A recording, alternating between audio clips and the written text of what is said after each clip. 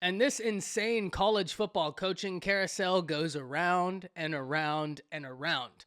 Because last night, as we were live talking about the insane Lincoln Riley news, more news popped up.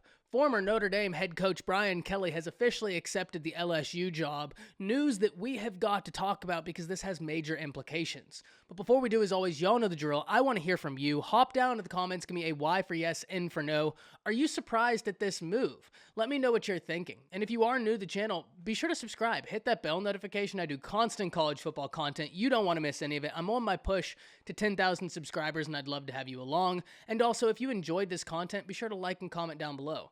Those interactions, though they are small, are massive to content creators such as myself, and both getting picked up and maintained by the YouTube algorithm. And with that being said, let's hop straight into this because we have got a lot of college football news we have got to talk about today, but I want to lead it off with this Bryan Kelly news. Because this is a unique situation, almost like the OU situation. It's a unique situation because first off, you almost get that breakup text from an ex type feeling when the text sent to the Notre Dame team gets released. What I will say is this though. The interesting thing about this situation is people just don't leave Notre Dame, right? That is a premier institution to be the head coach at. It's a historic institution and one of the most recognizable brands in sports, period. So just leaving Notre Dame is not something we see normally, which is what makes this unique. However, when we look at the grand picture of all of this, Bryan Kelly is also going to a premier institution in LSU, an institution that is in win-now mode. And I know that might sound crazy to some people, given the down years LSU has had, given the individuals entering the transfer portal, but make no mistake about it. This is an institution, this is an administration that expects to win now. They realize the type of talent they have, they realize the type of recruiting classes they've put together, and they expect it all to come to fruition. And the interesting thing about it is Bryan Kelly had a great situation at Notre Dame, and there's no doubt about it. He's going to have a great situation at LSU. The leash is shorter in LSU, but that's part of what makes this so interesting. Is because Bryan Kelly had such a great situation at Notre Dame, he chose to insert himself into a situation that is going to be fantastic. He's going to be able to recruit at the highest level possible, a level, quite frankly, he couldn't do so at Notre Dame because of the high bar you have to pass just to be recruited by Notre Dame. That's not a shot at LSU. That could be a shot at almost every college not named Notre Dame and Stanford. It's just the truth. You have to pass such a high bar. You don't have that at LSU. Not only do you not have that at LSU, you have one of the most fertile recruiting grounds in the nation in Louisiana.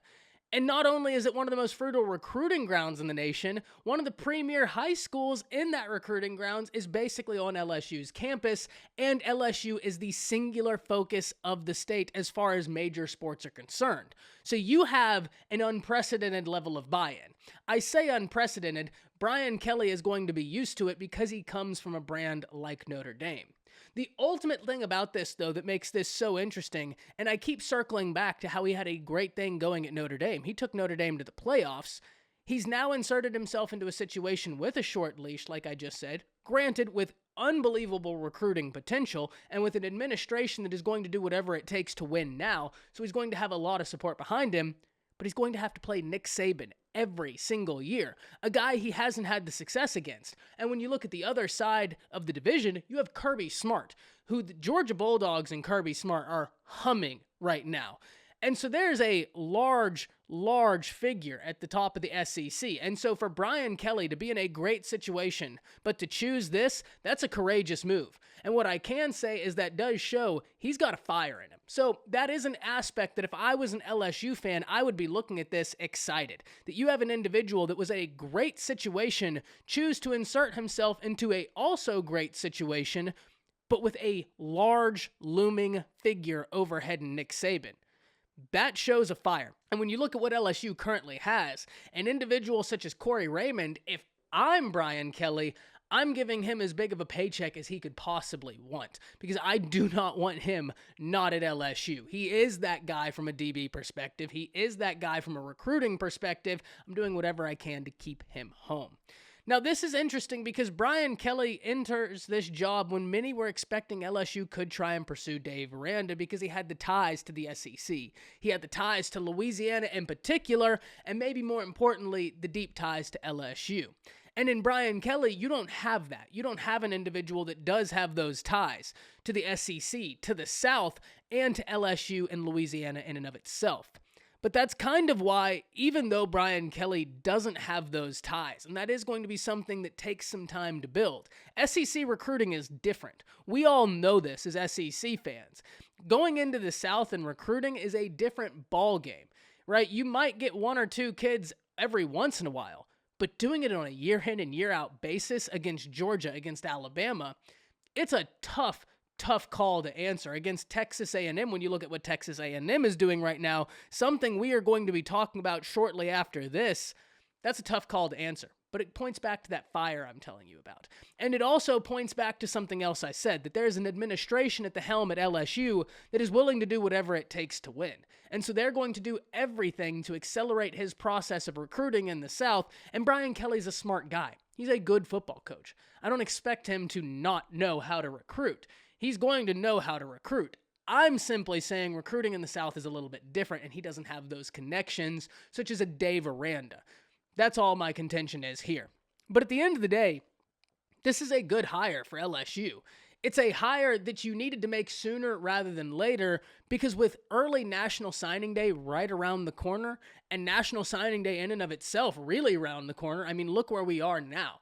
Conference championships are here, and it feels like just yesterday we were still midsummer talking about how we couldn't wait for the season to get here. Conference championships are here. You did not want to get to the latter portions, the waning moments before National Signing Day with no direction. Not at LSU. Not at LSU. Because you expect to be at the top of the SEC in your division every single year. And one down year in recruiting can have massive implications. We know this. We have seen this. And so getting a hire like this in before all that happens, I'm not saying he's going to be able to fully get the class he wants year one. That would be an insurmountable task with such little time left. I am saying, though, that recruits that were considering LSU can at least now look and see that's a head coach that has had success in college football, that's made the college football playoff, and he's bringing guys with him that I like. That puts them in a much better position.